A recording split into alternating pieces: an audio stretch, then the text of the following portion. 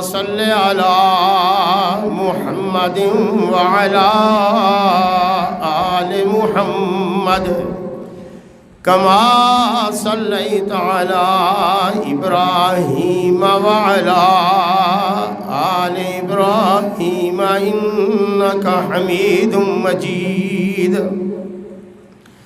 اللهم بارك على محمد وعلى آل محمد كما باركت على إبراهيم وعلى آل إبراهيم إنك حميد مجيد فأعوذ بالله من الشيطان الرجيم بسم الله الرحمن الرحيم هم الذين يقولون لا تنفقوا على من عند رسول الله حتى ينفسوا ولله خزائن السماوات والأرض ولكن المنافقين لا يفقهون۔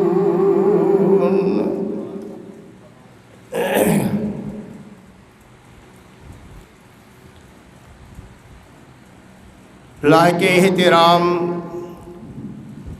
معزز سامعین کرام، گزشتہ چند خطبات جمعۃ المبارک سے ہم حضرات صحابہ کرام رضوان اللہ علیہ مجمعین کا ذکر خیر کر رہے ہیں، اور اسی ضمن میں امہات المومنین ازواج مطہرات رضی اللہ تعالی عنہن کا بھی ذکر ہو رہا ہے، مگر اس سلسلہ کو روک کر آج ہم ایک اہم مسئلہ کی طرف توجہ مبذول کرنا چاہتے ہیں، اور یہ بات سبھی کو معلوم ہے کہ زندگی مسائلستان ہے۔ کسی انسان کی بھی زندگی ایسی نہیں ہے جو یہ کہہ سکے کہ مجھے کوئی مسئلہ درپیش نہیں ہے۔ کسی نہ کسی کو کوئی نہ کوئی مسئلہ درپیش ہوتا ہے، اس کی نوعیت مختلف ہوتی ہے، مگر مسائل سے انسان دوچار ہوتا رہتا ہے۔ معاشرہ میں ایک ایک فرد کے مسائل الگ ہیں، پھر اسی طرح طبقات زندگی ہیں، ان طبقات کے مسائل الگ الگ ہیں۔ جو طبقہ کسی بھی میدان میں اپنا کردار ادا کر رہا ہے، اس کے اسی نوعیت کے مسائل ہیں، اور معاشروں کے الگ مسائل ہیں، اسی طرح ملکوں کے الگ مسائل ہیں۔ ہر ملک کا اپنا اپنا مسئلہ ہے، کہیں کوئی قدر مشترک بھی ہوتی ہے، ورنہ ہر ملک اپنے اپنے اندرونی، بیرونی، داخلی، خارجی مسائل سے دوچار ہے۔ یہ مسائل جو ہیں یہ زندگی کا ایک حصہ ہے۔ یہ نہیں کہا جا سکتا کہ کوئی مسئلہ پیدا ہی نہ ہو۔ البتہ یہ بات ضرور ہے، مسئلہ پیدا ہونا الگ بات ہے، مسئلے کا پیدا کرنا الگ بات ہے، ان میں فرق ہے۔ مسئلے کا پیدا ہو جانا یہ کوئی انہونی بات نہیں ہے۔ مثال کے طور پر مرض کا لاحق ہو جانا یہ کوئی بعید نہیں، مرض لگ جاتی ہے آدمی، لیکن مرض کا لگانا یہ ایک الگ بات ہے۔ بظاہر اگر ہم دیکھیں نا، آج ہمارے معاشرے میں ایک فرد سے لے کر معاشرے تک اور پوری دنیا تک مرض لگتا کم ہے، لگایا زیادہ جاتا ہے۔ مسئلے پیدا کم ہوتے ہیں، مسئلے پیدا زیادہ کیے جاتے ہیں۔ وہ مسئلے ہم اپنی وجہ سے پیدا کر لیں، وہ مرض ہم خود اپنے آپ کو لگا دیں۔ مثال کے طور پر کوئی بد پرہیزی کرے تو مرض تو لگنا ہے اسے، کوئی زہر کھا لے تو مرنا تو ہے اس نے۔ یہ ہم نے خود مسائل کچھ پیدا کیے ہیں، اور کچھ دوسروں نے دوسروں کے متعلق پیدا کرے۔ اسلام کی مجموعی تعلیمات کا اگر جائزہ لیا جائے تو اسلام نہ اپنے لیے مسائل پیدا کرنے کو اچھا سمجھتا ہے، نہ کسی دوسرے کے لیے کوئی مسئلہ پیدا کرنا اچھا سمجھتا ہے۔ یہ اسلام کی اخلاقی تعلیم نہیں ہے، بلکہ اسلام کی اخلاقی تعلیم تو یہ ہے کہ مسئلہ پیدا کرنا خوبی نہیں ہے، مسئلہ بتانا اور اسے اچھالنا کوئی خوبی نہیں ہے، مسئلے کا حل بتانا خوبی ہے۔ آج ہمارے معاشرے میں مسائل تو پیدا کیے جاتے ہیں، بتائے بھی جاتے ہیں، مگر ان کے حل کی نہ کوئی تجویز دیتا ہے اور نہ کوئی غور و فکر اور سوچ بچار کرتا ہے۔ اس لیے مسائل ختم ہونے کی بجائے دن بدن بڑھتے جا رہے ہیں۔ آپ دیکھیں ایک چیز، ادنا مثال دیکھیں، نبی علیہ السلام پر جادو ہوا۔ اللہ وحدہ لا شریک نے نبی علیہ السلام کو آگاہ کر دیا کہ فلاں شخص نے جادو کیا ہے، اس طرح کیا ہے، فلاں جگہ پر وہ مواد پڑا ہے۔ حضور علیہ السلام نے صحابہ کرام کو ساتھ لیا، وہ مواد قبضے میں لیا، اس کو ضائع کر دیا۔ آپ کو شفا ہو گئی، مسئلہ ختم ہو گیا۔ حضرت عائشہ صدیقہ رضی اللہ تعالی عنہ انہوں نے عرض کیا کہ اللہ کے حبیب صلی اللہ علیہ وسلم، جب آپ کو پتہ چل گیا کہ فلاں آدمی نے یہ ایسا کیا ہے،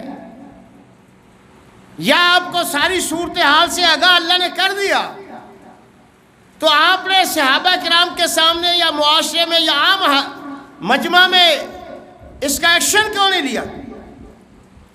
حضور علیہ السلام نے فرمایا، عائشہ مجھے ایک مسئلہ درپیش ہوا، اللہ نے حل بتا دیا، مسئلہ حل ہو گیا، مجھے شفا مل گئی، میں خواہ خواہ ایک نیا ایشو کھڑا کر دیتا، خواہ خواہ ایک اور مسئلہ پیدا کر دیتا معاشرے میں۔ یعنی یہ چیز نہیں ہے، مسئلے کو حل کرنا یہ چیز ہے۔ حل ہو گیا، زندگی کا سفر آگے، لکیر کو پیٹتے رہنا یہ اپنی منزل کو کھوٹا کرنے سے مترادف ہے۔ اس لیے اسلام نے قرآن اور سنت میں ان لوگوں کی مذمت کی گئی ہے جو معاشرے میں افواہیں پھیلاتے ہیں، معاشرے میں ایک خام خواہ کے مسائل ایک اشتعال پیدا کرتے ہیں۔ یہ ایک تصویر کا رخ ہے، اس کی اجازت نہیں ہونی چاہیے، مگر تصویر کا ایک رخ یہ بھی ہے کہ اگر مسائل کی حوصلہ افزائی ہو رہی ہو، مسائل کو سلجھانے کے بجائے الجھانے کی کوشش کی جا رہی ہو، اس طبقہ خام کا فتنہ فساد پیدا کر رہا ہو، پھر اس کو دبانا، اس کے خلاف ایکشن لینا اور قانونی اور انتظامی کارروائی کرنا بھی حکومت، معاشرے کا یا جن کے پاس اختیارات اور وسائل ہیں ان کا فرض بن جاتا ہے، ورنہ اس طرح تو معاشرہ برباد ہو جائے گا، کوئی معاشرے کا پرسان حال ہی نہیں۔ اب اگر خطرات کو دیکھ کر، دشمن کو دیکھ کر کبوتر اپنی آنکھیں بند کر کے سمجھ لے کہ میں محفوظ ہو گیا ہوں، تو وہ کبھی محفوظ نہیں ہوتا، وہ ہلاکت کا شکار ہوگا۔ اس لیے اپنے دشمنوں سے چکنا رہنا، فتنہ پرور طبقات اور گروہوں سے خبردار رہنا، یہ اپنے اپنے حساب سے، اپنے اپنے منصب اور ذمہ داری کے اس بات سے معاشرے کے ہر فرد اور اس سے اوپر تک سب کا فرض بنتا ہے۔ تو آج جس طرح ایک فرد سے لے کر پورا معاشرہ یا پورا ملک یا پوری دنیا مسائل سے دوچار ہے، اسی طرح امت مسلمہ بھی مسائل سے دوچار ہے، اور امت مسلمہ میں سے ہمارا ملک بھی بہت سارے مسائل سے دوچار ہے، اور یہ جتنے مسائل ہیں اس کے دو بنیادی سبب ہیں۔ ایک بنیادی سبب یہ ہے کہ ہم نے خود مسئلے پیدا کیے ہیں۔ کوئی مسئلہ یہ طبعی نہیں ہے، کوئی فطری نہیں ہے، بلکہ یہ خود ساختہ ہے، ہمارے گھڑے ہوئے، ہمارے بنائے ہوئے ہیں، ہماری کوتاہیوں کا نتیجہ ہے کہ ہم ان مسائل میں گھرے ہوئے ہیں، اور ان کے حل میں جو ہمیں کرنا چاہیے ہم اس سے غافل ہیں۔ دوسرا سبب یہ ہے کہ اغیار ایک سازش، ایک منصوبے کے تحت ہمیں مسائل سے دوچار رکھنا چاہتا ہے تاکہ ہماری سوچ کسی مثبت طرف نہ جائے، ہم اپنی ترقی کے لیے، اپنے استحکام کے لیے نہ سوچ سکے۔ اس لیے اغیار اور ہمارے دشمنوں کی یہ سوچی سمجھی منصوبہ بندی اور سازش ہے کہ ہمیں ان مسائل میں الجھا دیا جائے۔ ہم ایک مسئلہ حل کرتے ہیں، دوسرا سر اٹھا لیتا ہے، ایک فتنے سے نکلتے ہیں تو دوسرا فتنہ ہم پہ مسلط کر دیا جاتا ہے، کبھی داخلی طور پر، کبھی خارجی طور پر۔ مثال کے طور پر آج سب سے بڑی جو سازش یا ہم پہ جو مصیبت مسلط ہے وہ ہماری اقتصادی اور اس کے بعد سیاسی عدم استحکام ہے۔ اگر قرآن کریم کا مطالعہ کیا جائے، سنت پاک کا مطالعہ کیا جائے، تو یہ بات بڑی واضح طور پر سامنے آتی ہے کہ دشمنوں نے نبی علیہ السلام سے دور مبارک سے لے کر بعد تک ایک بڑی ہی منصوبہ بندی کے ساتھ امت مسلمہ پر اقتصادی طور پر کنٹرول کرنے یا اسے اقتصادی طور پر کمزور کر کے اپنے منصوبے کو عملی جامہ پہنانے کی کوشش کی۔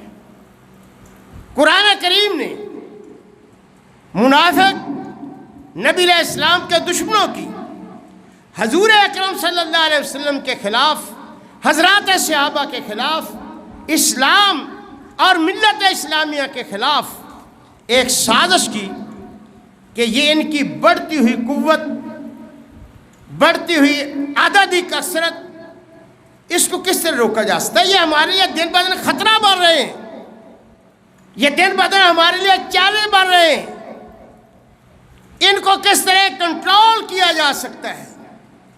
اللہ وحدہ لا شریک فرماتے ہیں کہ کفار، منافقین، اسلام کے دشمن ہم الذین یقولون لا تنفقوا علی من عند رسول اللہ حتی ینفسوا۔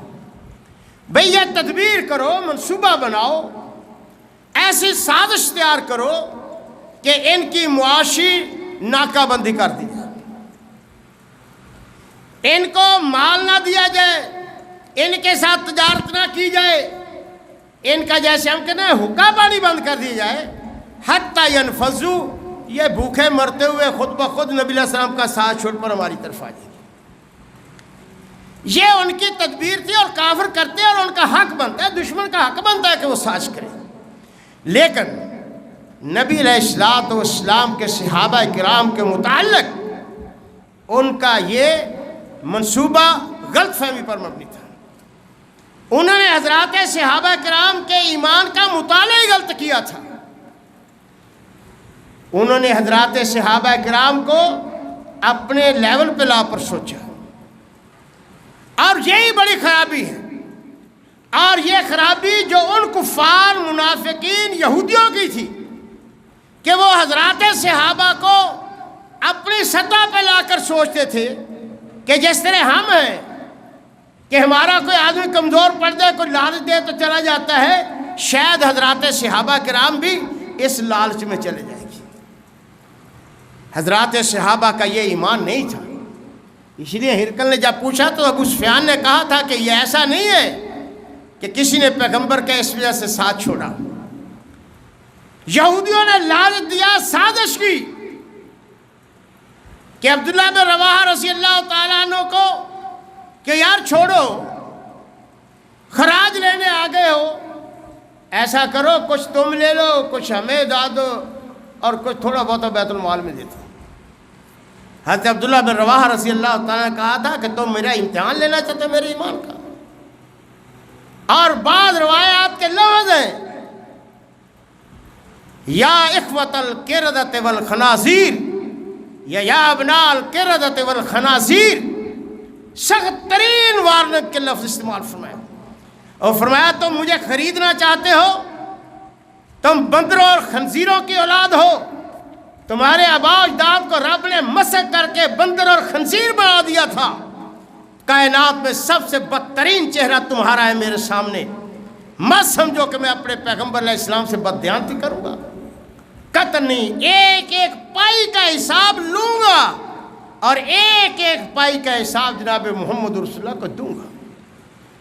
انہوں نے اس وقت کہا تھا فَبِهَذَا قَامَتِ السَّمَاوَاتُ وَالْأَرْضُ، عبداللہ بن رواحہ واقعی ہم نے غلط سمجھا، تمہارے ایمان کا مطالعہ غلط کیا ہے، یہ تمہارے ایمان کی برکتیں ہیں کہ زمین و آسمان کا نظام قائم ہے۔ یہ کردار تھا مسلمانوں کا، اور آج مسلمان کیا ہے؟ آج پائی پائی پر مسلمان کی غداری کرتا ہے، بکتا ہے، فروخت مال بن چکا ہے، غدار ہو چکے ہیں۔ پائی پائی پر ہم اپنا ایمان فروخت کر سکتے ہیں، اپنے وطن کی محبت کو پائی پائی پر فروخت کرنے کے لیے تیار ہے، اور دشمن کا یہ حربہ اور دشمن کی یہ سازش ہمارے متعلق کامیاب ہو رہی ہے۔ آج ہم ضرب المثل بن گئے ہیں کہ ان کو پیسہ دو جو چاہو کروا لو، اور ہم کر رہے ہیں۔ یہ کوئی بات اب سیگا راز کی نہیں رہی کہ مسلمان ایک فرد سے لے کر ایک معاشرے تک، ایک آبادی سے لے کر حکمرانوں تک وہ فروخت نہیں مال ہے، جتنا پیسہ لگاؤ، ریٹ لگاؤ، خرید لو، راز لے لو ان سے۔ یہ ہماری کوتاہی ہے، ہمیں استقامت دکھانی چاہیے اپنے دین پر، اپنے ایمان پر، اپنے وطن پر، اپنے نظریے پر، اپنے قومی تشخص اور وجود پر۔ سازش تو ہوتی ہے، دشمن تو کرتا ہے، لیکن ہمیں خود دیکھنا چاہیے کہ ہم کہاں کھڑے ہیں، ہمارا قبلہ کیا ہے۔ یہ وہ چیز ہے جس نے آج ملت اسلامیہ کو ذلیل اور رسوا کر دیا ہے کہ ہمارے اندر وہ استقامت نہیں رہی، حالانکہ یہ مال و دولت مسلمان کا مطبع نظر نہیں رہا۔ اس وقت بھی منافقین نے کہا تھا، جب دشمنوں نے یہ دھمکیاں دی یا انہوں نے سوچا کہ اگر ہم نبی علیہ السلام کے پیچھے لگ گئے، ایمان لے آئے، تو ہمارا کیا بنے گا؟ قرآن نے ان کے لفظ نوٹ کیے ہیں کہ نتبع الہدی معک نتخطف من ارضنا۔ جناب پیغمبر علیہ السلام اگر ہم ایمان لے آئے، ہمیں یہاں کون رہنے دے گا؟ ہم تو بھوکے مر جائیں گے، ہمیں یہ نکال دیں گے، قبضہ کر لیں گے، مار دیں گے۔ آج وہی کردار بدلے ہیں، چہرے بدلے ہیں، منصوبہ سازش پروگرام وہی چل رہے ہیں یہودیوں اور عیسائیوں اور دشمنوں کے۔ کیا آج ہم نہیں کہتے؟ یہ بات الگ ہے کہ ہمارے ملک کا ایک سیاسی ایشو ہے جی سیفر کیا تھا، چھوڑیے، دفعہ ماریے، لعنت کیجیے سیفر پر۔ سیفر نہیں ہے، جھوٹ ہے، سمجھیے، فرض کیجیے کچھ بھی نہیں ہوا، لیکن کیا اس حقیقت سے ہم انکار کر سکیں کہ پوری دنیا میں سیفر چل رہا ہے؟ عراق میں کیا ہوا، لیبیا کے ساتھ کیا ہوا، افغانستان میں کیا ہوا، اور ہمارے ساتھ بھی کیا نہیں کچھ ہوا وہ ایک قسم کا مانوی سیفر ہے. ہمارے حکمرانوں کو ایک آئینہ دکھایا جاتا ہے, ایک فون کال کی جاتی ہے کہ اگر ہماری بات نہ مانی تو وہ پتھر کی زندگی میں چلے جاؤ گے, دقیانوسی زندگی میں چلے جاؤ گے, تمہاری اینٹ سے اینٹ بجا دی جائے گی. یہ منصوبہ بنا لو, اس کو اوپر لے آؤ, اس کو نیچے لے آؤ, اس پالیسی میں رد و بدل کر دو. اگر نہیں کرو گے تو ان نتائج کو بھگتنے کے لیے تیار ہو. یہی سیفر ہے نا. وہ کاغذات ٹکڑا نہیں آیا لیکن پولیس کیا ہمارے حکمرانوں نے یہ تسلیم نہیں کیا؟ برملا ڈٹھائی کے ساتھ یہ تسلیم کیا ہے کہ ہماری مجبوری ہے, ہم IMF کے ساتھ معاہدہ کر بیٹھے. تو یہی سیفر ہے نا, یہی یہودیوں کی سازش تھی نا, یہی وہ اقتصادی غلبہ تھا, یہی معاشی پالیسی تھی کہ ان نتبع الہدی معک نتخطف من ارضنا. اگر تم نے دین کو اپنایا, اگر اسلام کو ظاہر کیا, اگر یہاں تم نے دینی اقدار کو غلبہ دیا, ہماری بات نہ مانی تو ہم تمہیں قرضہ نہیں دیں گے. یہی سیفر ہے اور یہ اس وقت سے لے کر آج تک سازش ہو رہی ہے. ہم مانیں نہ مانیں مگر حقائق, زمینی حقائق یہی ہیں کہ آج ہم بھی اسی طرح دشمن کے سامنے آنکھیں بند کر کے سمجھتے ہم بچ جائیں گے. نہیں. لَتَجِدَنَّ أَشَدَّ النَّاسِ عَدَاوَةً لِلَّذِينَ آمَنُوا الْيَهُودَ وَالَّذِينَ أَشْرَكُوا. دنیا کی ہر حقیقت غلط ہو سکتی ہے, دنیا کا ہر واقعہ غلط ہو سکتا ہے, مگر جو قرآن کہتا ہے وہ غلط نہیں ہو سکتا. لَا تَتَّخِذُوا الْيَهُودَ وَالنَّصَارَىٰ. اللہ نے چیلنج کر کے ہمیں کہا ہے کہ تمہارا بدترین دشمن یہ ہیں, یہ کفار تمہارے دشمن ہیں, ان کو دوست مت بناؤ. مسلمانوں کو چھوڑ کر غیروں کے ساتھ دل لگی مت اپناؤ. مگر ہم نے وہی راستہ اختیار کیا ہے جس سے قرآن نے ہمیں منع کیا تھا. ہم نے آج اپنی ولا و برا, اپنی دوستی و دشمنی, اس کے معیار بدل دیے ہیں, قدریں الٹ گئی ہے, پیمانے الگ کر لیے ہم نے. جو معیار اللہ کے رسول نے ہمیں بتایا تھا وہ معیار آج ملت اسلامیہ کا نہیں ہے. یہی وجہ ہے کہ آج ہم بھی ڈرتے ہیں کہ ہم نے ایسا نہ کیا ایسا ہو جائے گا. آج ہماری جو بیماری جو جس ہمیں لاحق ہے, ہم کہاں کھڑے ہیں؟ ہمیں سوچنا چاہیے, غور کرنا چاہیے کہ آج ہم کدھر جا رہے ہیں, ہمارا قبلہ کیا ہے. کیا پیسے لے کر, قرض لے کر ہم نے اپنی سیاست کو فروخت نہیں کیا؟ کیا ہم نے پیسوں کے عوض اپنے نظام تعلیم کو فروخت نہیں کیا؟ کیا یہ حقیقت نہیں ہے کہ آج اغیار کے کہنے پر ہم نے اپنی معاشی پالیسیاں نہیں بنائیں, ہم نے اپنی اخلاقی قدروں کا جنازہ نہیں نکالا؟ اس سے بڑا اور کیا ہو سکتا ہے کہ ہم نے ملک کو گروی رکھ دیا ہے, اپنی غیرت کو گروی رکھ دیا ہے, صرف اس لیے کہ ہمیں پیسے مل جائیں, اگر نہ ہوا تو شاید ہم مر جائیں گے. نہیں, یہ مسائل کا حل نہیں ہے. حکمرانوں کو بھی سوچنا چاہیے, ہمیں بھی سوچنا چاہیے, یہ حل نہیں ہے. حل یہ ہے کہ حضرت نبی اکرم صلی اللہ علیہ وسلم ایک غزوہ میں گئے, لوگوں کے پاس سامان نہیں ہے, زادرہ نہیں ہے, کھانے پینے کا سامان ختم ہو گیا. حضرات صحابہ نے مشورہ کر کے کھانے کے لیے جانور ذبح شروع کر دیا. جو جہاد کے لیے سواریاں تھیں ان کو ذبح کر کے کھانا شروع کر دیا. حضرت عمر رضی اللہ تعالیٰ عنہ جب پتہ چلا کہ یہ کیا ہو رہا ہے, بھئی کھانے کے لیے نہیں کچھ نا, پیٹ تو بھرنا ہے نا, چلو جانور ذبح کر لو. حضرت عمر رضی اللہ تعالیٰ عنہ قربان جائیں, بصیرت تھی, مومنانہ فراست, فوراً نبی علیہ السلام کے پاس فرمایا اللہ کے حبیب صلی اللہ علیہ وسلم یہ کیا ہو رہا ہے, آپ نے دیکھا, آپ کو معلوم نہیں ہوا یہ کیا ہو رہا ہے, کیا ہو رہا ہے؟ جناب آقا علیہ السلام لوگ جانور ذبح کر کے کھا رہے ہیں. بتائیے اگر سواریاں ذبح کر دی گئیں, یہ سفر کہاں سے کریں گے, دشمن سے کہاں سے لڑیں گے, ہم تو کمزور ہو جائیں گے. سواریاں ذبح کر کے کھا رہے ہیں, یہ مناسب نہیں ہے. حضور علیہ السلام نے فرمایا فوراً روکو، فوراً روک دو۔ حضرات صحابہ کہا بند کرو، جس کے پاس کچھ ہے وہ میرے پاس لے آؤ۔ کسی کے پاس پایا جو تھے، کسی کے پاس آدھا کلو کھجوریں تھی، کسی کے پانی تھا، سارا نبی علیہ السلام کے حضور علیہ السلام رکھا۔ آپ نے دعائے برکت کی، سارے صحابہ نے وہیں سب کچھ کھایا، اپنا زادرے کا تجوریاں بھر لی، یعنی بندوبست ہو گیا۔ یہ ہے وہ سوچ مسئلہ حل کرنے کی۔ آج ہم یہ سوچ نہیں اپنا رہے کہ بھائی رب پر توکل کرے، رب کی طرف رجوع کرو، سواریاں نہ کھاؤ، سواریاں نہ کھاؤ۔ اگر مرغی کو ذبح کر دے گو تو انڈوں کہاں سے لوگے؟ مرغی نہ ذبح کرو۔ ہم نے آج یہی کیا ہے، جانور ذبح کر لیا، یہ اپنا راس المال کھانا شروع کر دیا ہے۔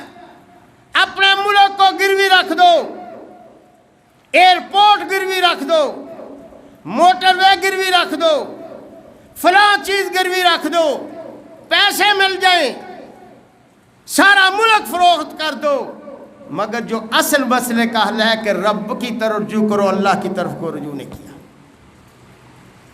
نبی علیہ السلام کا اسوہ حسنہ یہ ہے کہ رب سے دعا کرو، اور اللہ ضمانت دیتا ہے وَلَوْ أَنَّهُمْ أَقَامُوا التَّوْرَاةَ وَالْإِنْجِيلَ وَمَا أُنزِلَ إِلَيْهِمْ مِنْ رَبِّهِمْ لَأَكَلُوا مِنْ فَوْقِهِمْ وَمِنْ تَحْتِ أَرْجُلِهِمْ۔ فرمایا میں ضمانت دیتا ہوں اگر میری طرف رجوع کر لیں، میرا قانون شریعت نافذ کر دیں، قرآن و سنت کا قانون نافذ کر دیں، میں آسمان سے اپنی رحمت کے خزانے بھی کھول دوں، زمین سے بھی اپنی رحمت کے خزانے کھول دوں۔ لَأَكَلُوا مِنْ فَوْقِهِمْ وَمِنْ تَحْتِ أَرْجُلِهِمْ۔ کیا ہم نے کبھی یہ سوچا ہے؟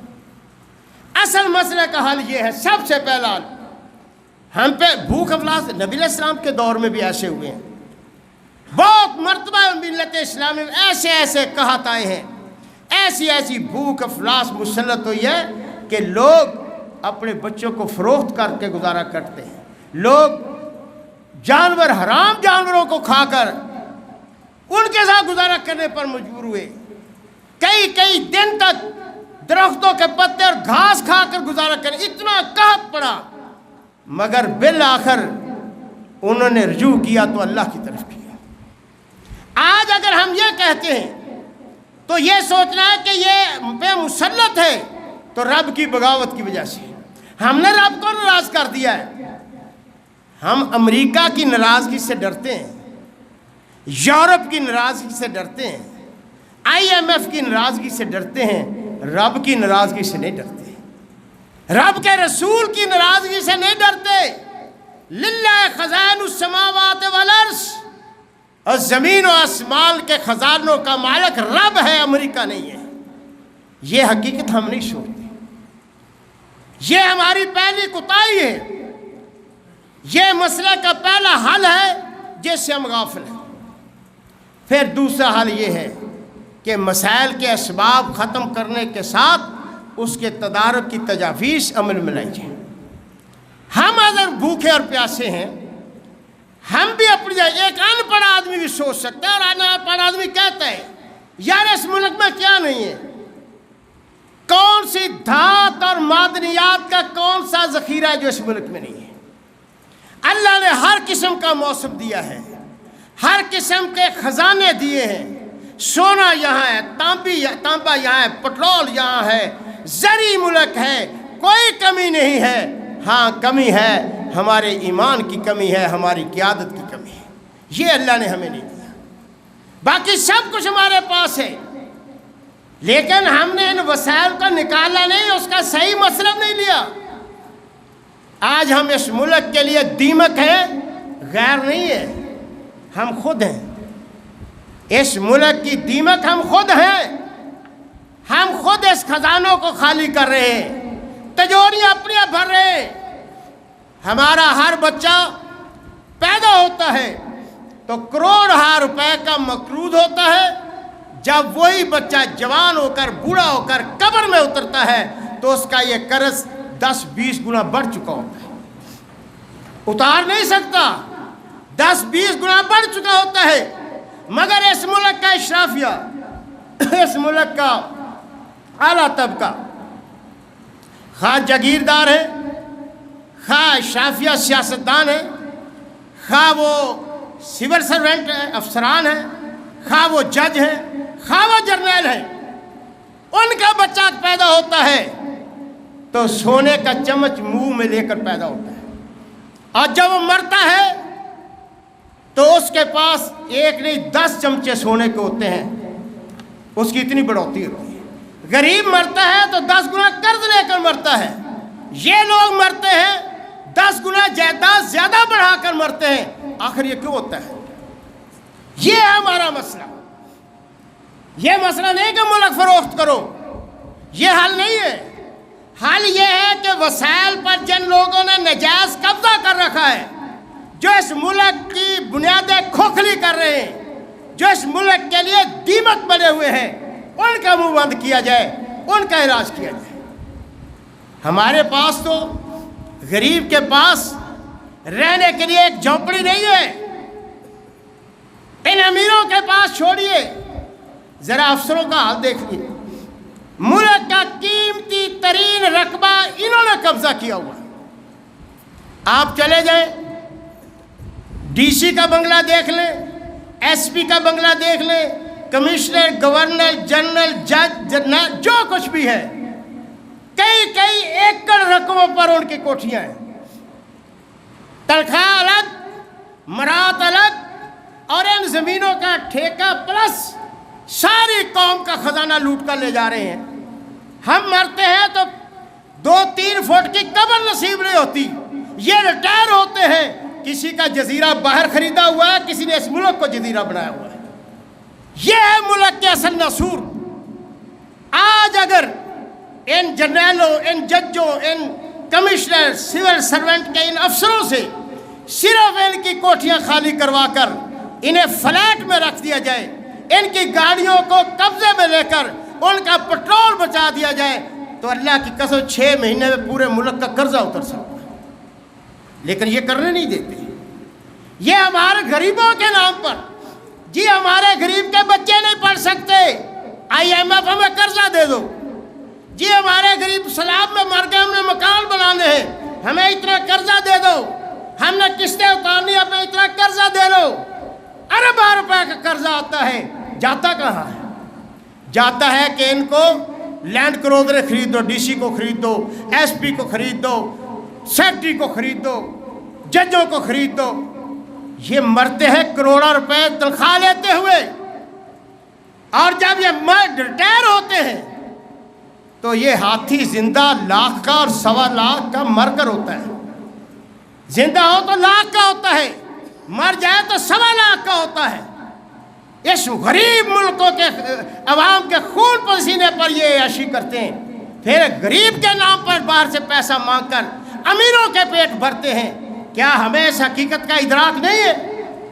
ایک مرتا ہے، جرنیل ہے یا جج ہے یا وزیر اعلیٰ، صدر، جو ان کی مراعات کتنی دی جاتی ہیں، ان کی پینشن تنخواہ سے زیادہ کر کے پلس مراعات ساری زندگی کی مراعات۔ مجھے نہیں سمجھ آتی کہ کیا یہ ڈالروں اور پاؤنڈ کی روٹیاں پکاتے ہیں؟ کیا ان کا سالن اور سونے اور چاندی سے پکتا ہے؟ تم ریٹائر ہوئے ہو، ساری زندگی قوم کی خدمت کر کے تم نے تنخواہ لی ہے، اب پینشن لے رہے ہو، بیٹی تمہاری نوکر لگ گئی، بیٹے تم نے جرنیل، کرنیل، جج، CG ایس پی بنا لی، سارے ہی کھا رہے ہیں ملک کو، پھر بھی تم تنخواہ لیتے ہو۔ کس چیز کی لیتے ہو؟ تم تنخواہ لیتے ہو، تم پینشن لیتے ہو، مر جاتے ہو، پھر بیوی کو پینشن شروع ہو جاتی ہے، بیوی مر جاتی ہے تو بیٹی کو پینشن شروع ہو جاتی ہے۔ یہ ہے اس ملک کا اثر نصور، یہ ہے ہمارا اصل مسئلہ، جسے یہ لوگ حل کرنا نہیں چاہتے اور اس کو حل ہونا نہیں دینا چاہتے کہ اس سے ان کے پیٹ پر پتھر بن جائیں گے۔ ایسے نہیں، گاندھی نے کہا تھا کہ اگر ملک نے ترقی کرنی ہے تو حضرت عمر فاروق کو فالو کرو، ان جیسی سادگی اپناؤ۔ اگر تم ملک کے حقیقی خیر خواہ ہو، خواہ وہ جج ہیں، جرنیل ہیں، سیاستدان ہیں، بیوروکریٹس ہیں، اگر اس ملک کے مخلص ہو تو سب سے پہلے اس بات کو بند کرو کہ وسائل کو لوٹو نہیں، قومی خزانے کو امانت سمجھو، ڈاکو نہ بنو اس ملک کے۔ اس کے محافظ بنو، دیانتداری سے کام کرو، اور جو تمہاری ضروریات ہیں قومی خزانہ اگر اس کا ذمہ دار ہے تو اس کو اپنی ضرورت کے مطابق پورا کرو۔ تو یہ مسائل کا حل باہر سے آ کر نہیں ہونا، یہ ہم نے خود کرنا ہے، یہ ہم نے خود اپنے مسئلے کو سوچنا ہے اور سمجھنا ہے کہ ان وسائل کو حاصل کر کے ہم نے ان کا صحیح مصرف کیسے ہے۔ لیکن ہمارے ہاں نبی علیہ السلام نے فرمایا کوئی ملازمت ڈاکٹر یعنی منصب نہ مانگے، اگر منصب مانگے گا تو رب کی رحمت شامل آنے، منصب ہم جسے دیں گے وہ قبول کریں۔ ہم تو منصب کو پیچھے بھاگتے ہیں نا، ہماری خواہش ہوتی ہے کہ میں اگر ایس پی ڈی سی بن گیا ہوں، جج بن گیا ہوں، جرنیل بن گیا ہوں، وزیر مشیر بن گیا ہوں، جس طرح قومی خزانے کو میں نے لوٹا ہے، میرا بیٹا، میری بیٹی، میرے نواسے، میرے پوری نسل جو ہے اس طرح آ جائے آگے، تاکہ وہ بھی اس طرح قوم کو لوٹ کر اپنی تجوریاں بھرے۔ اگر یہ قومی امانت ہو، یہ بوجھ ہو، تو لوگ جان چھوڑتے ہیں خدا کے لیے، میں اپنی نسل کو برباد نہیں کرنا چاہتا، اللہ کے ہاں میں جواب ہے بس۔ لیکن یہاں کوشش ہوتی ہے، اور جب ایک افسر بنتا ہے وہ سوچتا ہے کہ فلاں افسر کی اتنی جائیداد ہے، اتنی کوٹھیاں، اتنی بنگلے ہیں، اتنی رہائش ہے، تو پھر میرے افسر بننے کا کیا مزہ ہوا اگر 10 مہینے میں 2 سال میں میری کوٹھیاں نہ بنے۔ بلکہ یہی نہیں، ہم بھی مجرم ہیں، میں اور آپ سبھی مجرم ہیں، ہم بھی چاہتے ہیں کہ میرا بیٹا سی ایس پی ہو جائے، بڑا افسر بن جائے، اعلیٰ عہدے پر جائے، اس کو بھی پروٹوکول ملنا چاہیے۔ ہم سوچتے ہیں یار خاندان میں ایک ایس پی بن جائے نا، ایس پی تو بڑی دور کی بات ہے، ایک ایس ایچ او بن جائے نا تو پورے خاندان کا تحفظ ہو جائے گا، ایک جج بن جائے تو پورے خاندان کی بلے بلے ہو جائے گی، ایک جرنیل بن جائے گا تو پورا ملک خاندان کے نیچے آ جائے گا۔ ہم افسر اس لیے بناتے ہیں، یہ جھوٹ بولتے ہیں جی ہم قومی خدمت کرنا چاہتے ہیں، الا ماشاءاللہ اچھے بندے بھی ہیں، سب کی نفی نہیں ہے، لیکن مجموعی طور پر جو ہمارے سامنے آ رہا ہے وہ افسر اس لیے بنتے ہیں کہ ہمیں پروٹوکول ملے گا، ہمیں جائیدادیں مل جائیں گی، ہم زمینیں الاٹ کر لیں گے، باہر یہ ہو جائے گا، اندر یہ ہو جائے گا۔ جب ہماری نیت ہی بری ہے، ہم نے منصب اس لیے لیا ہے کہ ہماری نسلیں لٹیرے اور چور بن جائیں، تو اس ملک کا پھر خدا یافظ ہوگا، پھر کس بات پر ہم روئیں؟ ہم چاہتے ہیں، اب یہ تو اتنی وبا پھیل گئی ہے نا، اللہ معاف کرے، اب تو مولوی علماء بھی کہتے ہیں کہ ممبر و محراب پر میں نے بیٹھنا ہے تو میرے پاس بھی پجورہ ہونی چاہیے نا۔ فلاں مولوی نے جناب 4-5 سال ہوئے وہ خطیب بنا ہے، اس کی کوٹھیاں بن گئی ہیں، لینڈ کروزر اس کے پاس ہے، تو میرے مولوی بننے کا کیا فائدہ جو 3 4 دیہڑیاں لگا کر طریقے بکتا کر تقریر کر کے 20,000 ادھر سے لیا، 50 ادھر سے لیا، اگر 6 مہینے بعد میری لینڈ کروزر نہ ہوئی تو لوگ کہیں گے ناکام خطیب ہے، اگر مجھ پہ 20,000 کی ویلے نہ ہوئی تو لوگ کہیں گے یہ بھی کوئی خطیب ہے۔ اللہ اکبر۔ اور جب دین کے مبلغ دین فروش بن جائیں، دین کے نام پر تجارت شروع کر دیں، تو پھر اس قوم کا بیڑا غرق نہیں ہوتا کیا ہوگا؟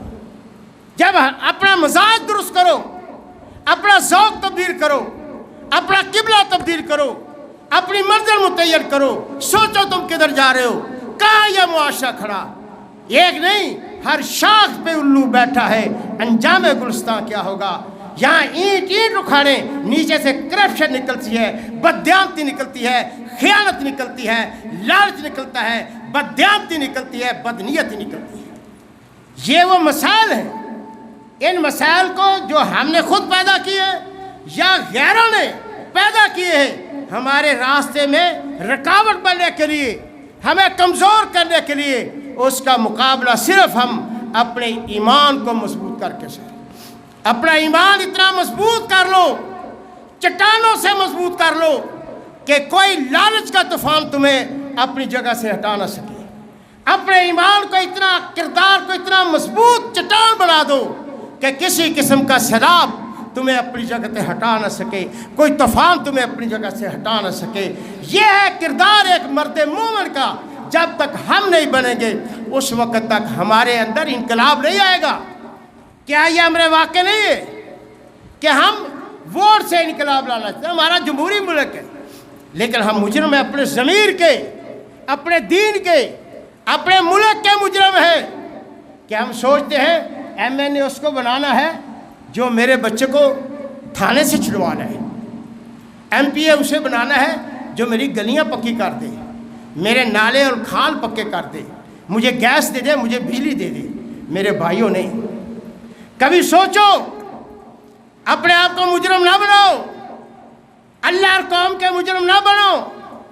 تم سوچو ہم نے ووٹ بھی دینا ہے، جتانا بھی اسے ہے، ہمارا بچہ تھانے چلا جائے، اگر مجرم ہے تو وہ سفارش نہ کرے، میں پھر بھی اس کے ساتھ کھڑا ہوں۔ مجھے نقصان پہنچ جائے، میرے ملک کو نقصان نہ پہنچے، میرے مفادات پہ زد آ جائے، میرے دین اور میرے ملک پر آنچ نہ آئے، وہ آدمی میرے منتخب کرنا ہے جو ملک اور نظریے کی خاطر ڈٹے، خواہ میرے خلاف ڈٹ جائے۔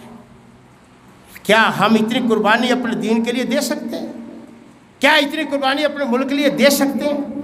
اگر دے سکتے ہیں تو ہم اللہ کے ہاں سرخ روح ہیں، اگر نہیں دے سکتے تو ہم اللہ کے مجرم ہیں، اپنے ضمیر کے مجرم ہیں، اپنے قوم کے مجرم ہیں، اپنے ملک کے مجرم ہیں۔ آج پوری دنیا میں اصل مسئلہ یہی ہے کہ ہم نے اپنے مفادات پر اپنے دین کو قربان کیا ہے، ہم نے اپنے مفادات پر اپنے ملک کو قربان کیا ہے، ہم نے اپنے مفادات پر اپنی ترجیحات کو ترجیح دی ہے۔ یہی ہمارا اصل مسئلہ ہے۔